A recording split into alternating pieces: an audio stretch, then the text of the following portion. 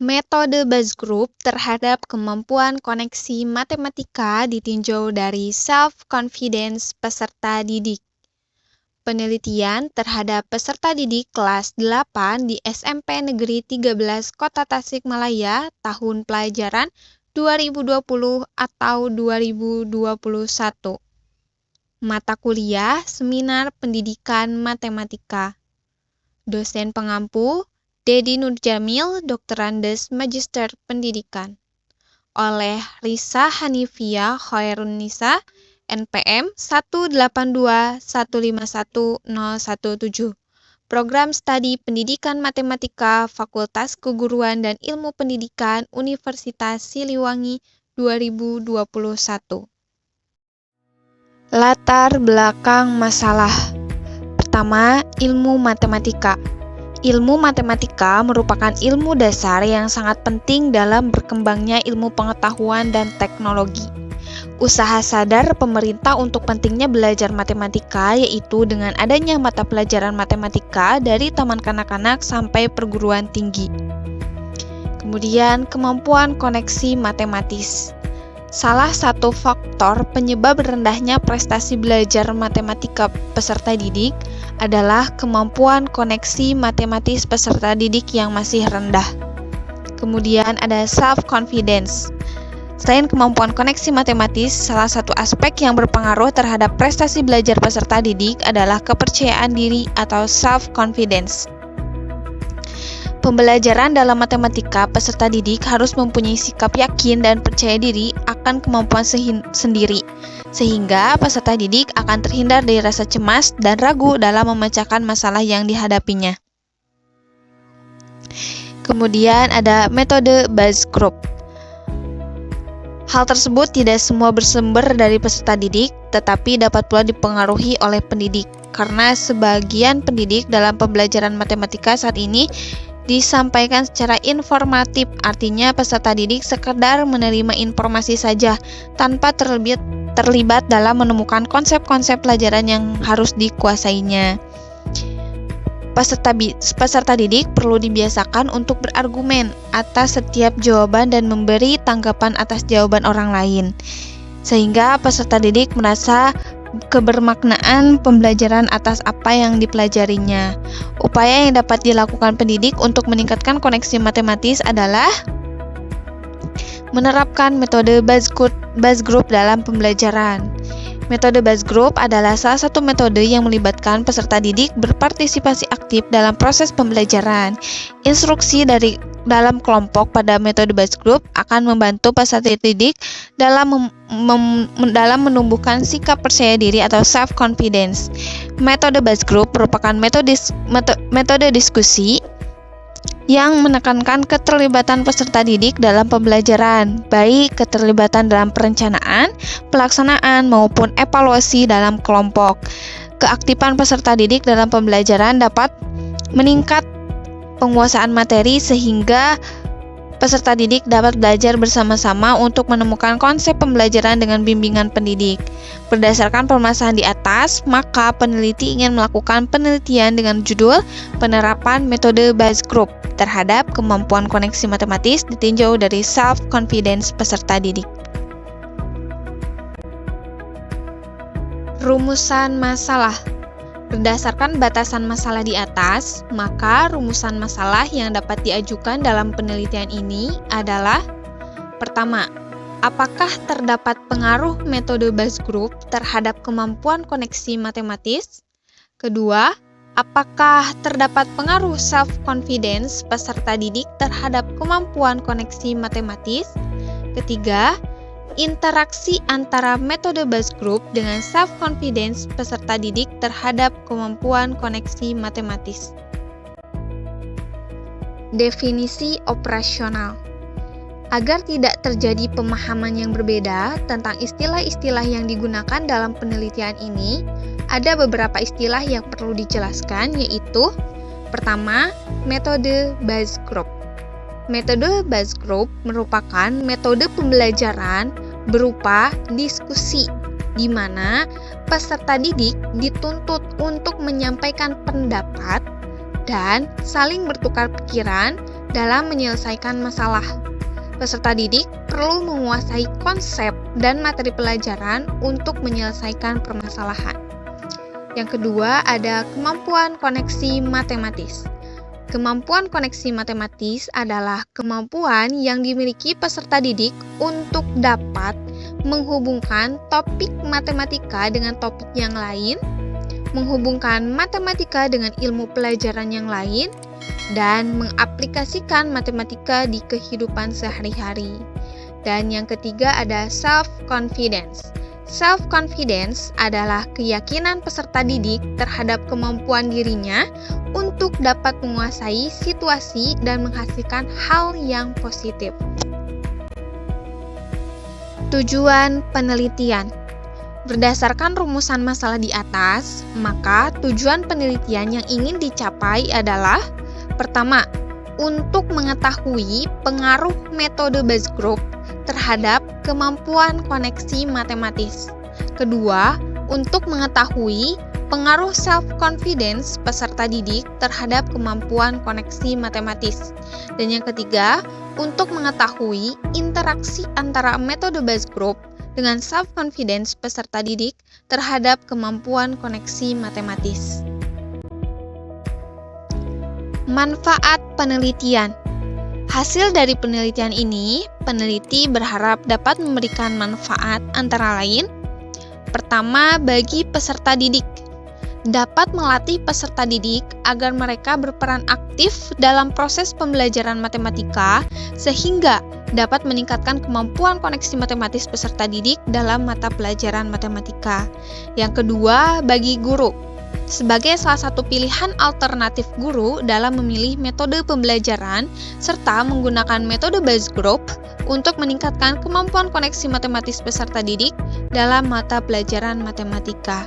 Yang ketiga, bagi sekolah, sebagai bahan pertimbangan dan masukan dalam meningkatkan kemampuan koneksi matematis peserta didik agar dapat tercapainya kriteria ketuntasan minimal atau KKM yang telah ditetapkan di sekolah.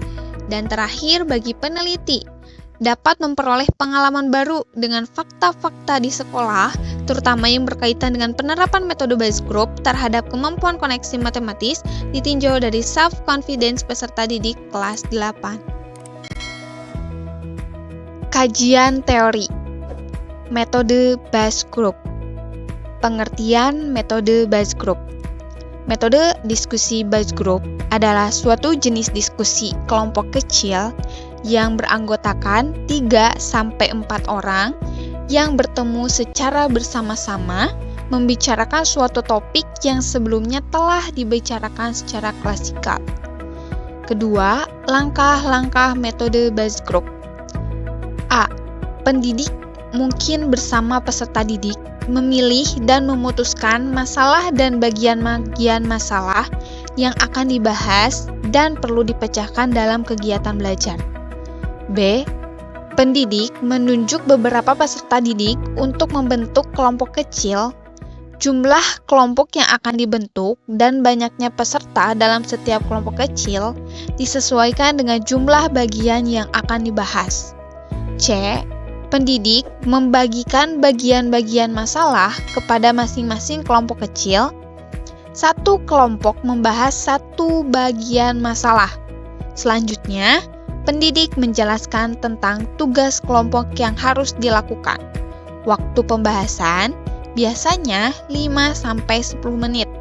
Pemilihan pelapor dan sebagainya.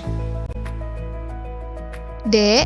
Kelompok-kelompok kecil berdiskusi untuk membahas bagian masalah yang telah ditentukan.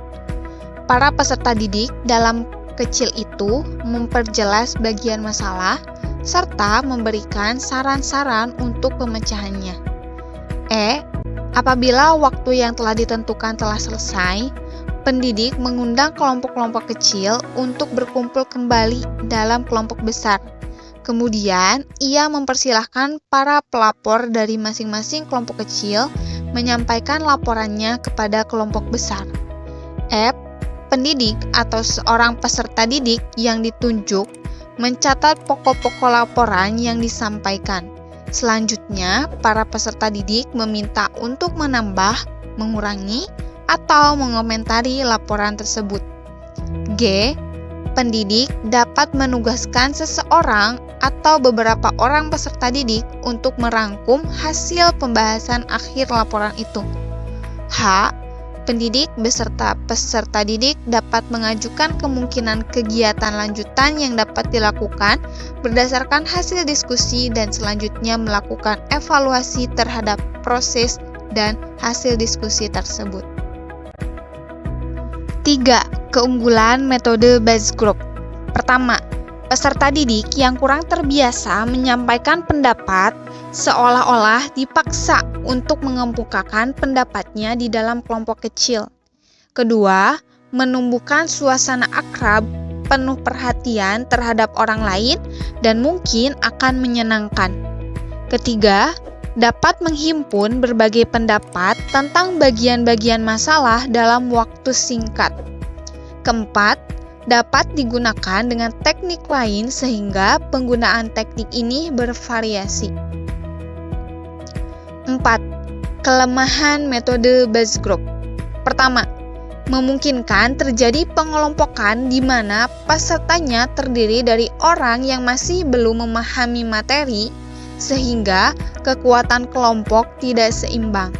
Kedua, laporan kelompok-kelompok kecil tidak tersusun secara sistematis dan tidak terarah. Ketiga, pembicaraan mungkin dapat berbelit-belit. Keempat, membutuhkan waktu untuk mempersiapkan masalah dan untuk bagian-bagian masalah itu. Kajian teori kemampuan koneksi matematis. Menurut NZTM, koneksi matematis ada dua tipe umum, yaitu mathematical connection dan modeling connection. Mathematical connection adalah hubungan antara dua representasi yang ekuivalen dan antara proses penyelesaian dari representasi masing-masing. Sedangkan modeling connection adalah hubungan antara masalah-masalah yang ada di dunia nyata atau disiplin ilmu yang lain dengan representasi matematisnya. Kedua, dari kedua tipe umum koneksi matematika di atas mengindikasikan bahwa koneksi matematika terbagi ke dalam 3 aspek kelompok, yaitu pertama, aspek koneksi antar topik matematika. Kedua, aspek koneksi matematika dengan disiplin ilmu lain. Ketiga, aspek koneksi dengan dunia nyata, peserta didik, atau koneksi dengan kehidupan sehari-hari. 3. NZTM menyatakan bahwa standar koneksi matematis adalah penekanan pembelajaran matematika pada kemampuan peserta didik yang meliputi: pertama, mengenali dan memanfaatkan keterkaitan antar gagasan atau ide-ide matematis. Kedua, memahami bagaimana gagasan atau ide-ide matematis saling berkaitan dan saling mendasari satu sama lain untuk menghasilkan suatu keutuhan yang saling koheren. Ketiga, mengenali dan menerapkan konsep-konsep matematika dalam topik-topik yang lain. 4. Peneliti dalam penelitian ini menggunakan 3 aspek koneksi matematika menurut NZTM di atas, karena agar peserta didik memperoleh pemahaman yang lebih luas dan mendalam. Peserta didik dapat mengkoneksikan antar topik matematika. Peserta didik mampu mengkoneksikan matematika dengan disiplin ilmu lain, dan peserta didik dapat mengkoneksikan atau mengaplikasikan matematika dalam aktivitas kehidupan sehari-hari. Kajian teori self-confidence. Pertama, self-confidence adalah kepercayaan diri yang ada dalam diri seseorang dengan aspek-aspek kepercayaan diri, yaitu optimis, keyakinan kemampuan diri, objektif, rasional, optimis, dan bertanggung jawab. 2. Adapun indikator self-confidence yaitu: pertama, percaya kemampuan diri sendiri. Rasa percaya diri sendiri yaitu keyakinan yang ada pada diri seseorang terhadap semua aspek yang dia miliki, dan keyakinan itu membuat dirinya merasa yakin dalam mencapai tujuan hidupnya. Kedua, bertindak mandiri dalam mengambil keputusan. Seseorang yang dapat bertindak mandiri dalam mengambil keputusan, maka orang tersebut tidak terpengaruh pada lingkungan, tidak tergantung pada orang lain, bebas dalam mengatur kebutuhan sendiri, dan memiliki kekuasaan dalam bertindak. 3. Memiliki konsep diri yang positif. Konsep diri adalah hal yang penting di dalam berinteraksi. Seseorang memiliki konsep diri yang positif, maka ia akan memiliki kemampuan diri terhadap kemampuan subjektif dalam menghadapi masalah-masalah yang objektif. Keempat, berani mengemukakan pendapat. Berani berpendapat merupakan keberanian yang ada pada diri seseorang untuk mengemukakan argumen dan pemikirannya. 3. Ada beberapa faktor yang dapat mempengaruhi self-confidence, yaitu faktor internal dan eksternal. Faktor internal yang dapat mempengaruhi self-confidence adalah konsep diri, kondisi fisik, dan pengalaman hidup. Sedangkan faktor eksternal yang dapat mempengaruhi self-confidence adalah pendidikan, pekerjaan, dan lingkungan keluarga. Dukungan emosional dan pengakuan sosial serta pengakuan dalam bentuk penegasan diri orang lain juga merupakan pengaruh penting terhadap self-confidence. Hasil penelitian yang relevan. Adapun beberapa hasil penelitian yang relevan dengan penelitian ini adalah sebagai berikut. Pertama, hasil penelitian yang dilakukan oleh Maya Sari dengan judul Pengaruh Model Pembelajaran Inquiry terhadap hasil belajar matematika ditinjau dari self-confidence dalam pelajaran trigonometri kelas 10 SMA Negeri 1 Kota Bumi. Kesesuaian penelitian ini dengan penelitian yang akan dilakukan adalah sama-sama menggunakan self-confidence sebagai variabel bebas atau X2, sedangkan perbedaannya adalah pada penelitian ini menggunakan model pembelajaran inquiry, sedangkan yang akan dilakukan penelitian menggunakan metode Bayes Group sebagai variabel bebas X1. Dan penelitian ini menggunakan hasil belajar sebagai variabel terikat atau Y, sedangkan penelitian yang akan dilakukan menggunakan kemampuan koneksi matematis sebagai variabel terikat. Kemudian yang kedua ada hasil penelitian yang dilakukan oleh Denny Abdul Ghani dengan judul Pengaruh Penggunaan Metode Pembelajaran Bayes Group dalam Pembelajaran Matematika terhadap Kemampuan Pemahaman Matematis pada Siswa SMA. Kesesuaian penelitian ini dengan penelitian yang akan dilakukan adalah sama-sama menggunakan metode Bayes Group sebagai variabel bebas. Perbedaannya dalam penelitian ini dengan penelitian yang akan dilakukan adalah di penelitian ini menggunakan kemampuan pemahaman matematis sebagai variabel terikat atau Y dan hanya menggunakan satu variabel bebas yaitu metode Bayes Group atau X. Penelitian yang akan dilakukan menggunakan kemampuan koneksi matematis sebagai variabel terikat atau Y dan dua variabel bebas yaitu metode Bayes Group atau X1 dan self-confidence atau X2. Kemudian yang terakhir, yang ketiga, hasil penelitian yang dilakukan oleh Yanto Permana dan Utari Sumarmo dengan judul Mengembangkan Kemampuan Penalaran dan Koneksi Matematik Siswa SMA melalui Pembelajaran Berbasis Masalah. Kesesuaian penelitian ini dengan penelitian yang akan dilakukan adalah sama-sama menggunakan kemampuan koneksi matematis sebagai variabel terikat atau Y. Perbedaan penelitian ini dengan penelitian yang akan dilakukan adalah pada penelitian ini menggunakan pembelajaran berbasis masalah sebagai variabel bebas atau X dan menggunakan kemampuan penalaran sebagai variabel terikat atau Y1 dan kemampuan koneksi matematik sebagai variabel terikat atau Y2. Sedangkan pada penelitian yang akan dilakukan menggunakan metode Bayes Group sebagai variabel bebas X1 dan self-confidence sebagai variabel bebas X1 2, serta kemampuan koneksi matematis sebagai variabel terikat atau Y. Kerangka berpikir. Berdasarkan latar belakang masalah serta mengacu pada kajian teoretis yang telah peneliti kemukakan di atas, selanjutnya dapat disusun suatu kerangka pemikiran guna menghasilkan hipotesis dari 3 variabel yang akan diteliti, yaitu variabel X dan Y. Dengan variabel X adalah variabel yang mempengaruhi atau variabel bebas, dan Y adalah variabel yang dipengaruhi atau variabel terikat. Dalam judul ini, variabel metode Bayes Group yang mempengaruhi variabel Y atau hasil belajar matematika dan variabel atau ditinjau dari self-confidence. Salah satu masalah dalam proses belajar mengajar adalah proses pembelajaran berlangsung kurang optimal.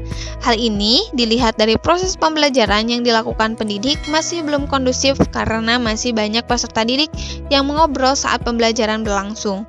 Kurangnya rasa tanggung jawab secara personal terhadap tugas-tugas yang diberikan, dan peserta didik kurang bertindak mandiri saat mengambil keputusan dalam kegiatan belajar kelompok. Untuk mengatasi permasalahan tersebut, peneliti mencoba menggunakan metode Bayes Group.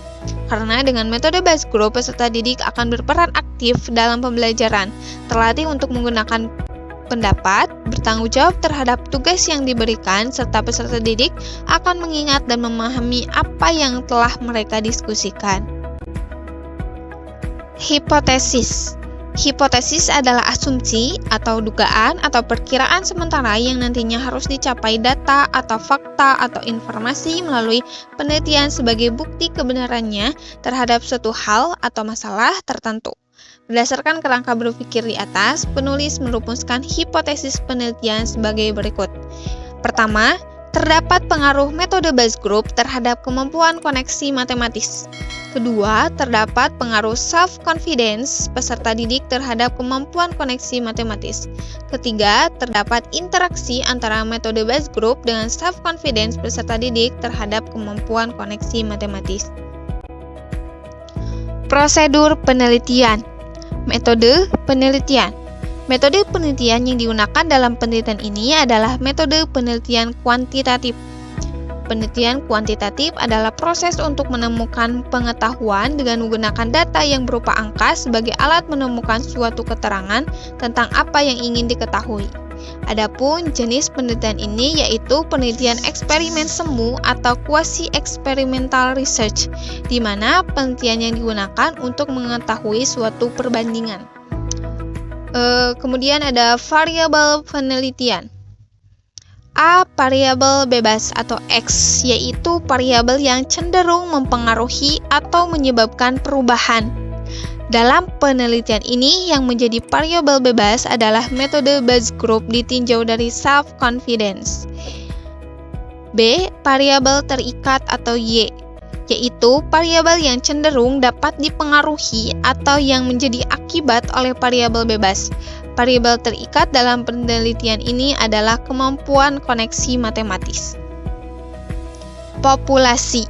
Populasi dalam penelitian ini adalah peserta didik kelas 8 SMP Negeri 13 Tasikmalaya tahun ajaran 2020 atau 2021 yang terdiri dari 4 kelas yang berjumlah 128 peserta didik. Sampel. Pengambilan sampel dalam penelitian ini yaitu dengan teknik Chester random sampling atau teknik acak kelas. Berdasarkan teknik pengambilan sampel diperoleh sampel sebanyak 2 kelas, yaitu kelas 8A dan kelas 8B. Kelas 8A menggunakan metode Bayes Group ditinjau dari self-confidence sebagai kelas eksperimen, sedangkan kelas 8B menggunakan metode pembelajaran kooperatif sebagai kelas kontrol. Desain penelitian. Menurut Ari Kunto, tahun 2013, desain penelitian adalah rencana atau rancangan yang dibuat oleh peneliti sebagai ancar-ancar kegiatan yang akan dilaksanakan. Desain penelitian yang digunakan adalah Potts-Only design.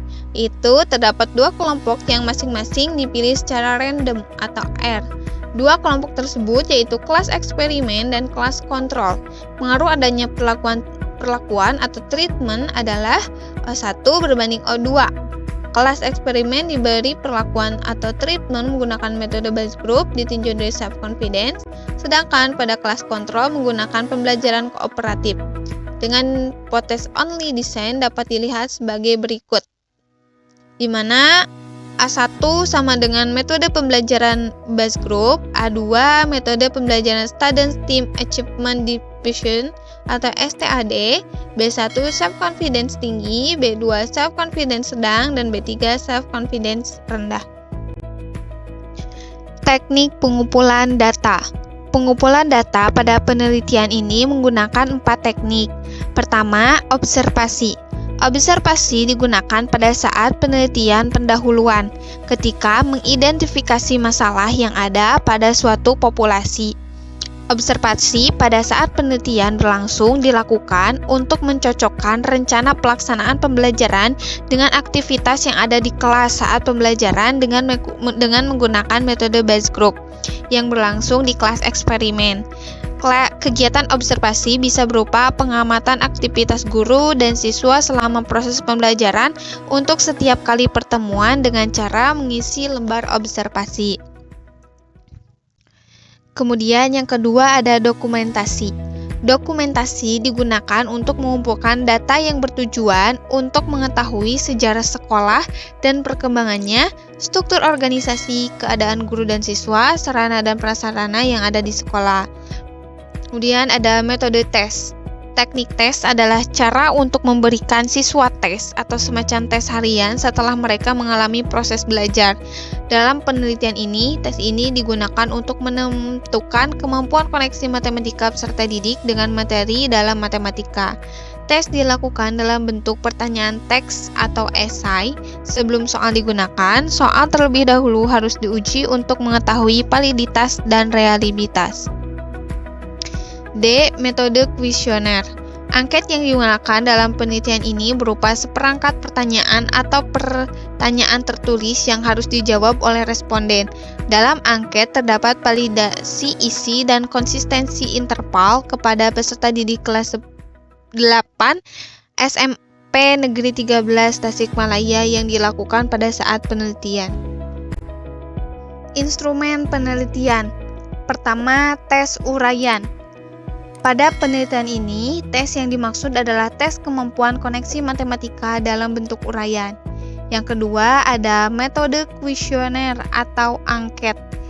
Pada penelitian ini menggunakan instrumen angket self-confident peserta didik untuk mengklasifikasikan peserta didik menjadi 3 kategori, yaitu peserta didik dengan self-confidence tinggi, peserta didik dengan self-confidence sedang, dan peserta didik dengan self-confidence rendah. Teknik analisis data.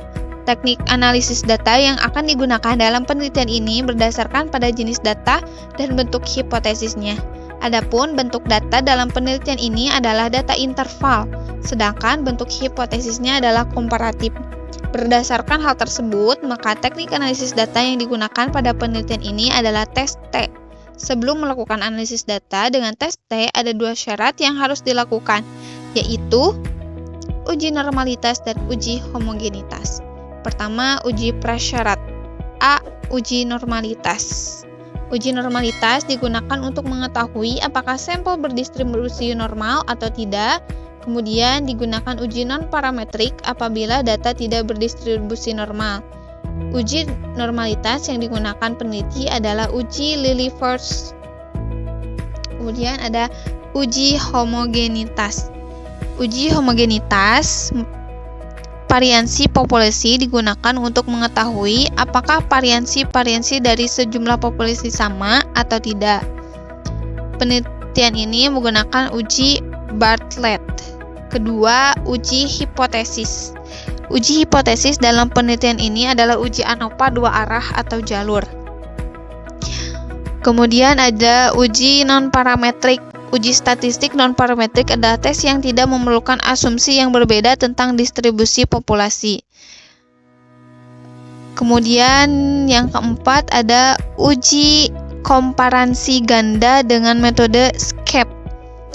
Metode SCAPE dilakukan untuk mengetahui perbedaan rata setiap pasangan kolom. Waktu dan tempat penelitian. Pertama, waktu. Waktu penelitian merupakan lamanya keberlangsungan penelitian. Waktu penelitian ini dilakukan selama 1 bulan, dimulai dari tanggal 24 April 2021 sampai dengan tanggal 24 Mei 2021. Untuk lebih jelasnya, rencana jadwal penelitian dapat dilihat dalam tabel berikut. Kemudian ada tempat. Tempat penelitian ini dilaksanakan di SMP Negeri 13 Kota Tasikmalaya yang berada di Jalan Lejen Haji Ibrahim Aji, Kilometer 2, Kelurahan Sukamaju Kaler, Kecamatan Indihiyang, Kota Tasikmalaya, Provinsi Jawa Barat. Sekian yang dapat saya sampaikan. Wassalamualaikum warahmatullahi wabarakatuh.